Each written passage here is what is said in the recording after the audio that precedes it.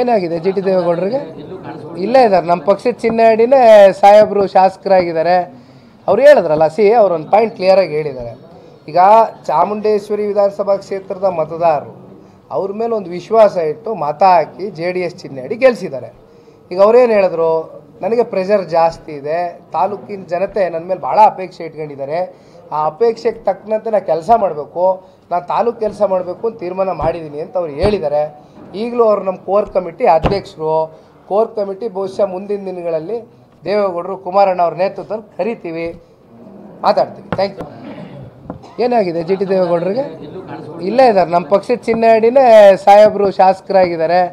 ಅವ್ರು ಹೇಳಿದ್ರಲ್ಲ, ಅವರೊಂದು ಪಾಯಿಂಟ್ ಕ್ಲಿಯರಾಗಿ ಹೇಳಿದ್ದಾರೆ. ಈಗ ಚಾಮುಂಡೇಶ್ವರಿ ವಿಧಾನಸಭಾ ಕ್ಷೇತ್ರದ ಮತದಾರರು ಅವ್ರ ಮೇಲೆ ಒಂದು ವಿಶ್ವಾಸ ಇಟ್ಟು ಮತ ಹಾಕಿ JDS ಚಿಹ್ನೆ ಅಡಿ ಗೆಲ್ಲಿಸಿದ್ದಾರೆ.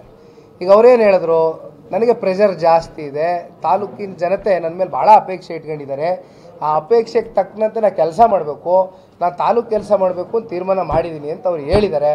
ಈಗಲೂ ಅವರು ನಮ್ಮ ಕೋರ್ ಕಮಿಟಿ ಅಧ್ಯಕ್ಷರು.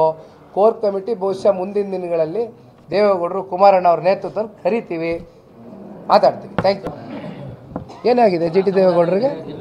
ಇಲ್ಲೇ ಇದ್ದಾರೆ, ನಮ್ಮ ಪಕ್ಷದ ಚಿಹ್ನೆ ಸಾಹೇಬರು ಶಾಸಕರಾಗಿದ್ದಾರೆ. ಅವ್ರು ಹೇಳಿದ್ರಲ್ಲ, ಅವರೊಂದು ಪಾಯಿಂಟ್ ಕ್ಲಿಯರಾಗಿ ಹೇಳಿದ್ದಾರೆ. ಈಗ ಚಾಮುಂಡೇಶ್ವರಿ ವಿಧಾನಸಭಾ ಕ್ಷೇತ್ರದ ಮತದಾರರು ಅವ್ರ ಮೇಲೆ ಒಂದು ವಿಶ್ವಾಸ ಇಟ್ಟು ಮತ ಹಾಕಿ JDS ಚಿಹ್ನೆ ಅಡಿ ಗೆಲ್ಲಿಸಿದ್ದಾರೆ.